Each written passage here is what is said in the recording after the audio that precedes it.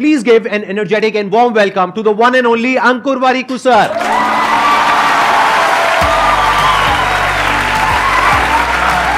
Sir, how are you doing? So good to meet you.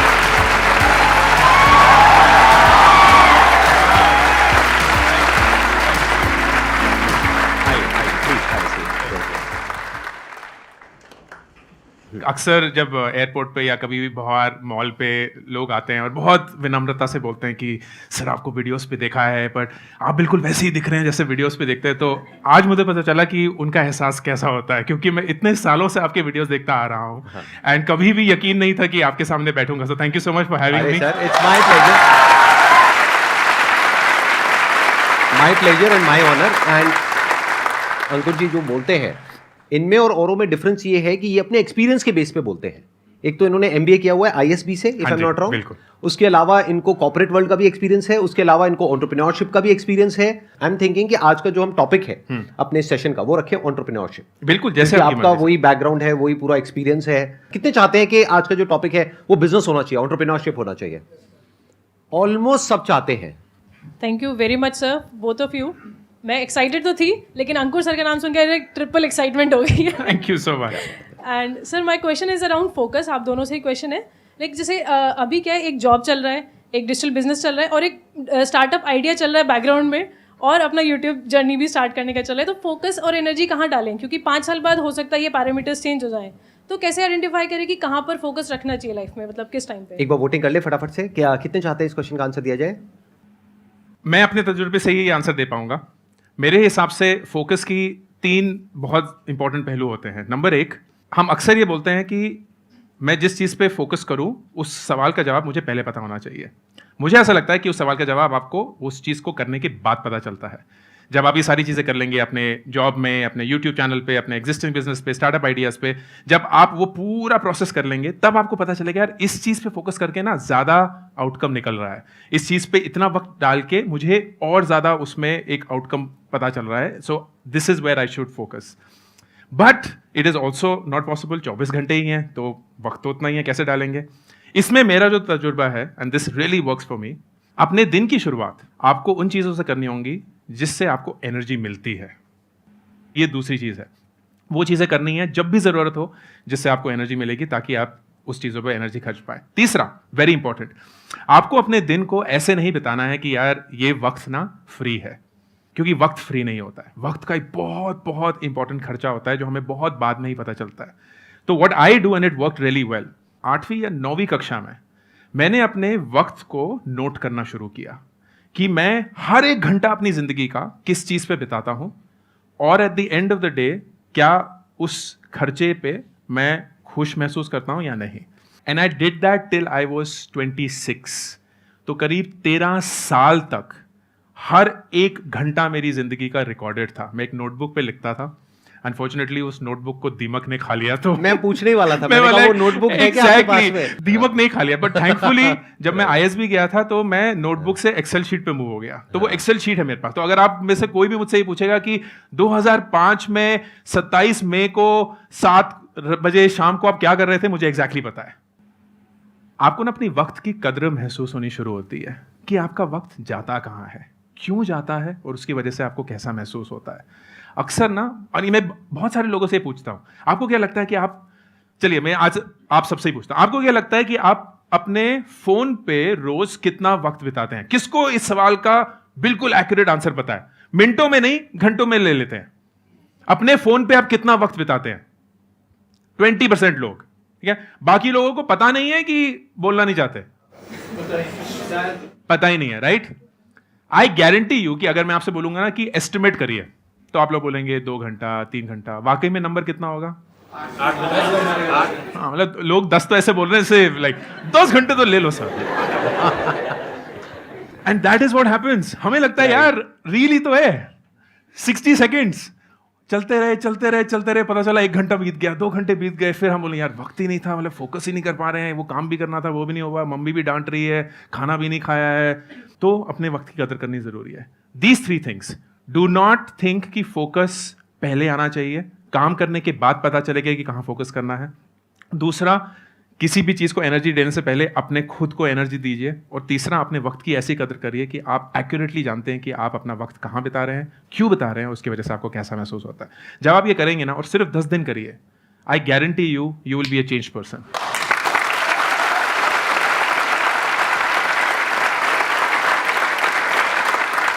I'll also add something on to this. और मेरा भी एक सवाल आपके लिए भी है सर। नहीं पहले आप ऐड करिए पहले आप please। पूछेंगे, बताइए। सर मैं बहुत क्यूरियस हूँ ये जानने के लिए कि आप अपना वक्त कैसे बिताते हैं, आपका दिन कैसा होता है।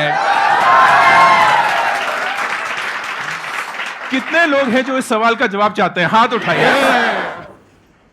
मैं आपको शॉर्ट में बता देता हूँ प्लीज। जैसे सुबह मैं उठता हूँ 7 बजे के आसपास, फिर उसके बाद में मैं डेली कम से कम 2 घंटे अपने साथ में अकेले में वक्त बिताता हूँ, जिसमें मेरा मेडिटेशन का टाइम है, जिसमें योगा है, जिसमें मेरे घर पे एक छोटा सा जिम बनाया हुआ है, वहाँ पे थोड़ा बहुत एक्सरसाइज वगैरह कर लिया। देख के लगता नहीं है लेकिन करता हूँ।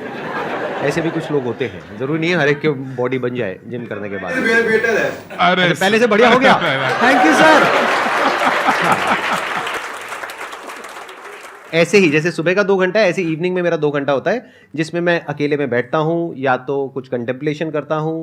बुक्स वगैरह मैं ज़्यादा नहीं पढ़ता हूँ, तो मैं अपने आप से ही सही तरह के क्वेश्चंस पूछ लेता हूँ, आराम से समझता हूँ उसको हर पर्सपेक्टिव से, जो भी मैंने किया, जो भी सही किया, गलत किया, व्हाटएवर। तो एक तो ये हो गया सुबह का और इवनिंग का शेड्यूल। बाकी दिन में मेरा शेड्यूल काफ़ी बिजी रहता है, क्योंकि ऑफिस में भी मेरे को सारा देखना होता है, वहाँ पे काफ़ी बड़ी टीम है, ये सेशंस हैं, प्लस वीकेंड जो होते हैं मेरे, वो मेरी फैमिली के लिए होते हैं। बस हो गया आई थिंक। वंडरफुल।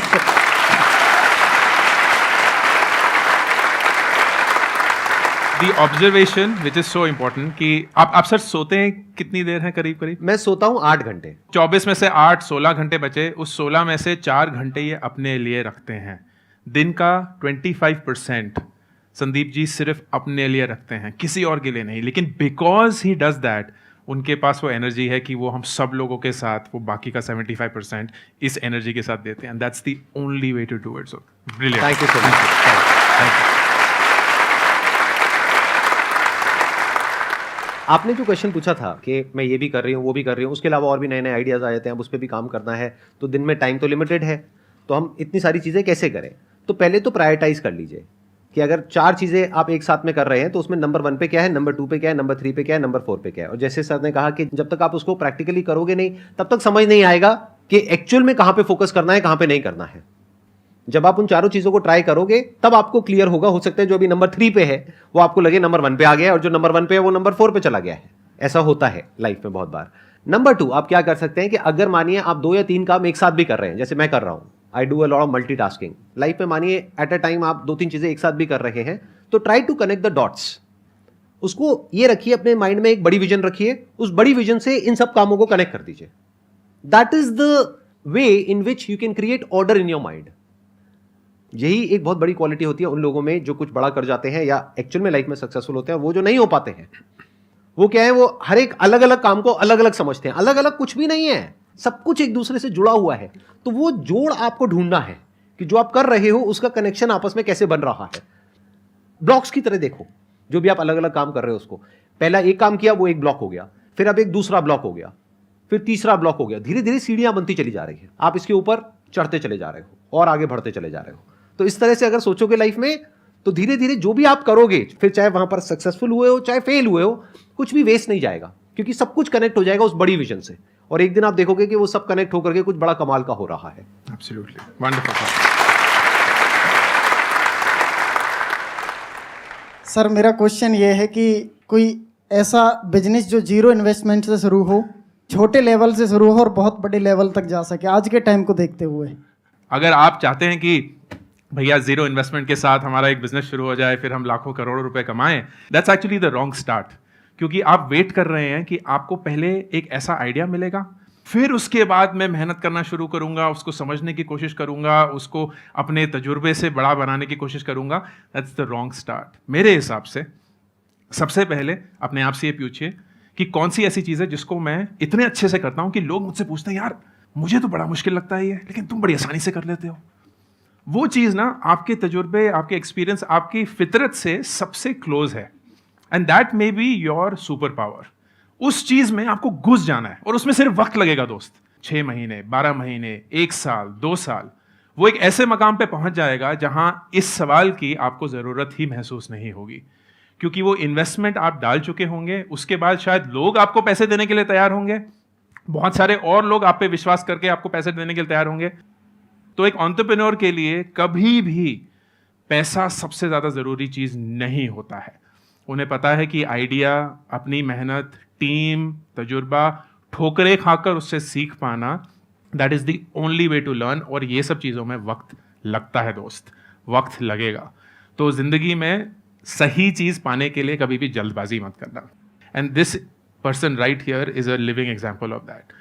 कितने साल से यूट्यूब चला रहे हैं जब लोगों को यूट्यूब पता भी नहीं था, और ये इतना सक्सेसफुल बिजनेस भी चला चुके हैं। कोई जरूरत नहीं थी ये सब करने की, मुझे लगता है ऐसे, प्लीज मुझे पूरी स्टोरी, कोई जरूरत नहीं थी, राइट? इतना सक्सेसफुल बिजनेस, सब कुछ सही, लेकिन he chose that idea because he felt passionate about it. सालों सालों तक शायद कोई विजिबिलिटी नहीं मिली होगी, किसी को नहीं पता कि क्या चल रहा है, कौन है संदीप महेश्वरी, क्या करते हैं। आप जैसे लोगों को अगर जबरदस्ती भी नीचे मॉल से बुलाने की कोशिश करेंगे, यार मेरा शो चल रहा है आ जाओ, एक इंसान नहीं आएगा शायद। आप सब लोग आज तड़प रहे हैं आने के लिए। इसके लिए इन्वेस्टमेंट नहीं लगी, इसलिए पैसा नहीं लगा, ये सब तो अभी बहुत बाद में आया है। सिर्फ मेहनत, सिर्फ वक्त एंड अपने ऊपर विश्वास। That will be my answer. क्या बात। दो तरह की अप्रोच हो सकती है बिजनेस करने की। एक जिसकी आपने बात करी कि कोई ऐसा बिजनेस बताइए जो बिना पैसे के शुरू हो सके। हाँ, ऐसे बहुत सारे बिजनेस हो सकते हैं। यूट्यूब पे जाओ, चैनल खोलो, मोबाइल फोन आपके पास में है, कोई पैसे नहीं लग रहे हैं, टाइम लग रहा है। सिंपल, पैसे तो नहीं लगते ना, फ्री है ना। अगर चल गया तो पैसे आएंगे, नहीं तो जेब से कोई पैसा नहीं लग रहा है, टाइम लग रहा है। तो ऐसे एक नहीं है, ऐसे बहुत सारे आइडियाज हैं, but that is not the right way to start. जैसा कि इन्होंने कहा, राइट अप्रोच ये होनी चाहिए, या दूसरी जो एक प्रैक्टिकल अप्रोच है, एक सही अप्रोच है एक बिजनेस को करने की, वो ये होनी चाहिए कि आपको दिमाग ये नहीं लगाना है कि मेरी प्रॉब्लम क्या है। आपकी प्रॉब्लम क्या है? आपको बिना पैसे के बिजनेस शुरू करना है और आपको बहुत सारा पैसा चाहिए, ये आपकी प्रॉब्लम है ना। इससे दुनिया को क्या फर्क पड़ता है? इससे मुझे क्या मतलब है, औरों को क्या मतलब है, आपके साथ वाले को क्या मतलब है? आपको कोई मतलब है? देख लो, कह रहे नहीं। इनको मतलब किससे है कि जो आप करने वाले हो उससे इनकी लाइफ कैसे बेटर होने वाली है। क्या आप इनकी कोई प्रॉब्लम सॉल्व करने वाले हो? Business is about solving the problem of the other person. जितनी बड़ी प्रॉब्लम सॉल्व करोगे आप और जितने अच्छे से करोगे in comparison to your competitors, उतने ही ज्यादा सक्सेसफुल हो जाओगे। तो ध्यान अपना अपनी प्रॉब्लम से हटा लो। अगर एंटरप्रेन्योरशिप में आगे बढ़ना है तो अपना सारा ध्यान लगाओ जो इस दुनिया में प्रॉब्लम्स है उसकी तरफ। फिर देखो आपकी स्ट्रेंथ्स क्या है, उससे क्या कनेक्ट होता है, क्योंकि ये भी डिपेंड करता है कि आपके पास में क्या रिसोर्सेज हैं, आपका क्या बैकग्राउंड है, क्या क्वालिफिकेशन है, क्या आप कर सकते हो, क्या नहीं कर सकते हो, क्या आपका पैशन है। बहुत सारे फैक्टर्स है। ये हो गया आपके एंड पे, ये हो गया आपके रिसोर्सेज। एक है दुनिया में क्या क्या प्रॉब्लम्स है, उसमें आपको आइडेंटिफाई करना पड़ेगा कि क्या कुछ ऐसा है जहां पर जाकर के दोनों चीजें मिल रही हैं। ये जितने अच्छे से मिलेगी उतना ही बड़ा बिजनेस आप क्रिएट कर पाओगे।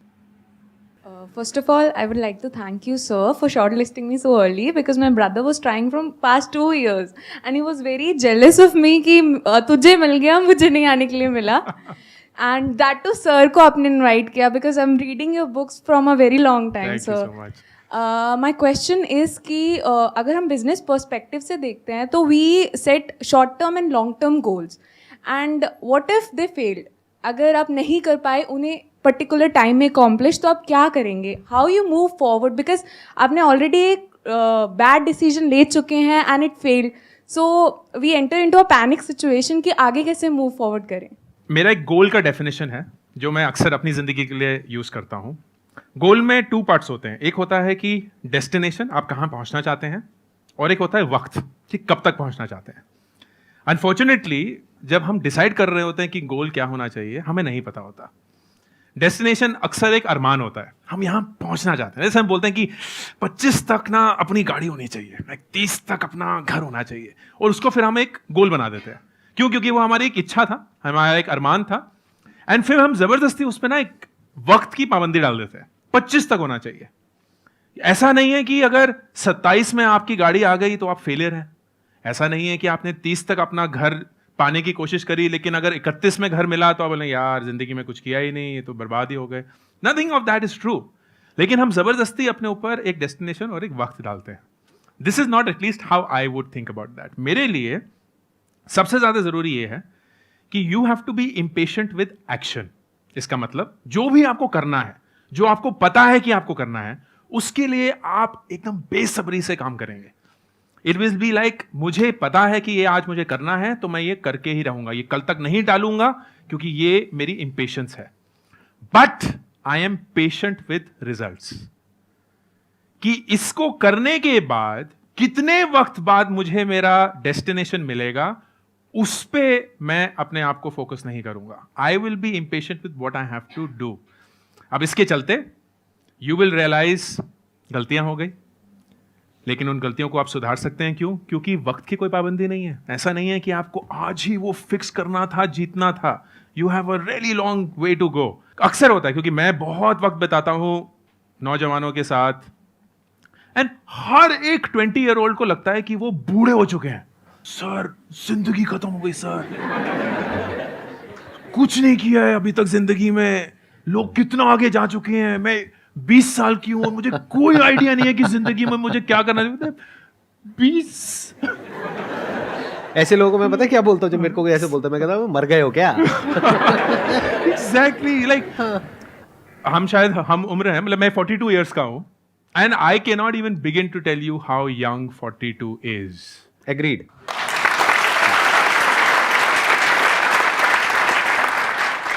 इतनी लंबी जिंदगी है और इतनी खूबसूरत आप जिंदगी बना सकते हैं कि the worst thing you will do is कि अपने अरमानों पे एक डेडलाइन डाल देना. Don't do that. मिस्टेक्स होंगी, you are very smart to recover from that. उस एक्सपीरियंस और कैपेबिलिटी को जो सर बोल रहे हैं उसको बटोरते रहना है और उसमें उत्सुकता होनी चाहिए, क्योंकि वो अगर हो गया ना तो बिलीफ ऑटोमेटिकली आ जाएगा. बिलीफ आएगा तो ऑटोमेटिकली रिजल्ट्स आएंगे, रिजल्ट्स आएंगे सक्सेस आएगा, सक्सेस आएगा तो आप भी एक दिन इस स्टेज पे बैठे होंगे. And that is how you have to think about it. It doesn't matter like मैं बोल सकता हूं अरे इतने सारे लोग हैं जो सर को बुला दिए, वो तो 28 साल के ही हैं और देखिए वो संदीप सर के साथ बैठे हुए हैं, मैं 42 में क्या ही उखाड़ लिया मैंने जिंदगी में कि मैं 40 साल की उम्र में यहां आया हूं. कोई फर्क नहीं पड़ता ना दोस्त, एक जिंदगी है. और मैं भी मरते हुए यही बोलूंगा कि मैंने संदीप सर के साथ स्टेज शेयर किया, 25 साल वाले भी यही बोलेंगे, कोई फर्क नहीं होगा. Everyone did what they wanted to do, and that's the beauty of life. So that is what I would suggest.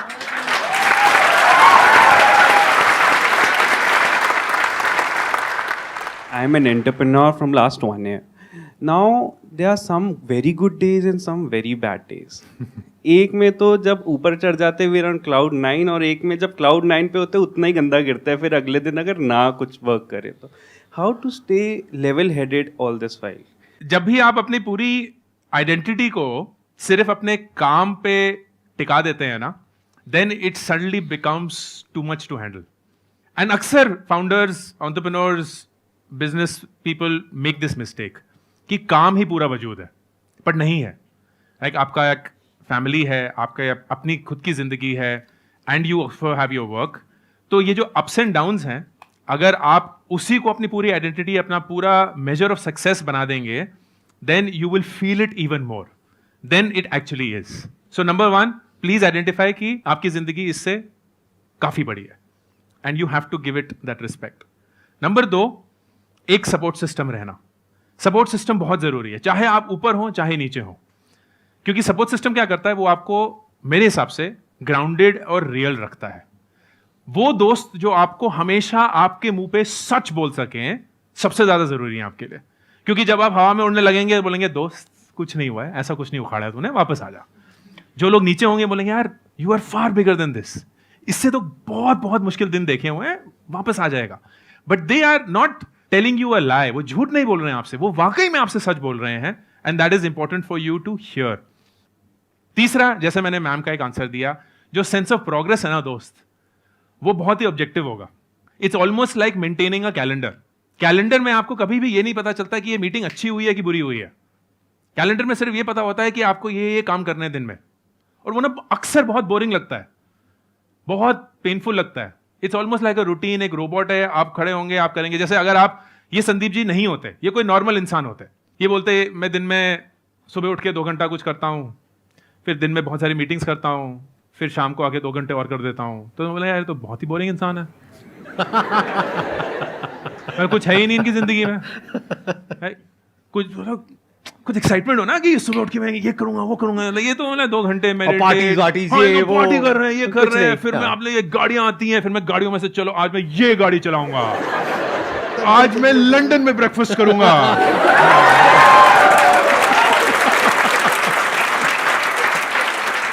ऐसा कुछ भी नहीं है। ब्रेकफास्ट में मेरे होता है पोहा, या तो दोनों नहीं, या तो पोहा या उपमा या ढोकला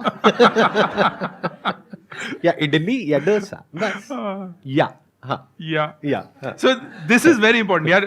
जिंदगी की बोरियत बोलते हैं ना लोग, एक रूटीन होना, दैट इज सो इंपॉर्टेंट, क्योंकि वही बोरिंग चीज ना अल्टीमेटली एक सक्सेस पैदा करती है। So when ever you feel very high, very low, make your routine your best friend और वापस उस रूटीन में चले जाइए। इट्स ऑलमोस्ट लाइक सेइंग कि यार कोई फर्क नहीं पड़ता। धोनी मोड क्या होता है? लाइक धोनी मोड क्या है? वो जीत गया, पता ही नहीं चलता वो जीत गए हम। वो वैसे ही बोले हाँ, हार गई, पता ही नहीं चलता हार गए हैं। वो तब भी बोला चलो चलो चलो कोई नहीं। इज लाइक ज़ेन ना, ऐसे उसको कोई चीज फर्क ही नहीं पड़ती है उसकी जिंदगी में। इज दैट बिकॉज उनको अंदर से महसूस नहीं होता? नहीं, he is gotten two point यार ये रूटीन है, हर एक मैच एक रूटीन है, प्रैक्टिस एक रूटीन है, और उसकी वजह से तुम कभी जीतोगे कभी हारोगे, लेकिन ना कभी जीत को सर पे चढ़ाना, ना कभी हार को अपनी हार मानना, रूटीन में बस वापस घुस जाना। That's the only thing that has worked for me and I will be very surprise if it doesn't work for others. तो ये 3 चीजें, and that's how I do.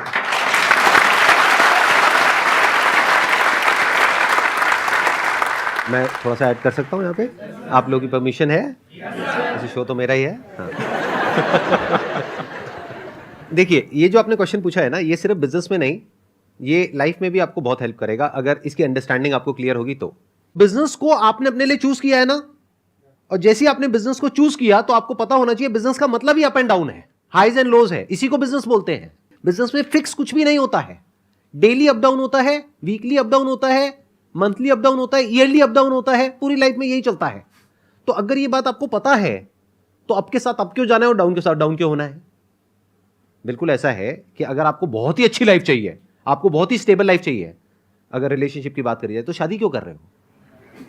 और अगर शादी कर रहे हो तो आपको पता होना चाहिए कि एक दिन बहुत ही अच्छा लगेगा कि अगला दिन बहुत ही खराब जाएगा, इतना खराब जिसकी कोई हद नहीं है। आप देख सकते हो मेरी शक्ल पे, मैं झूठ नहीं बोल रहा हूं।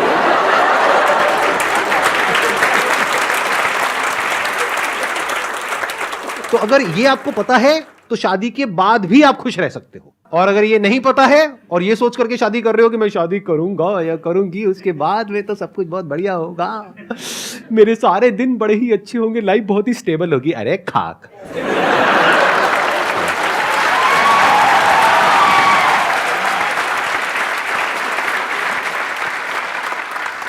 सर, आपकी हंसी से मैं कुछ आइडिया लगा पा रहा हूँ। नहीं नहीं नहीं, बिल्कुल नहीं।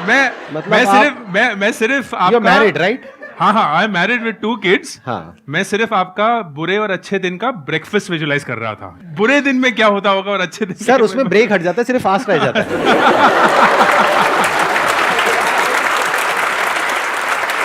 मजा आया आप सबको या नहीं आया? Thank you so much sir for coming. Thank you so much for मेरे को सीरियसली बहुत अच्छा लगा आपसे इंटरेक्ट करके, बहुत मजा आया। आई थिंक हमारी ये जो एंटरप्रेन्योरशिप वाली वाइब्स है वो मैच कर गई। Thank you all also for coming here. Thank you so much.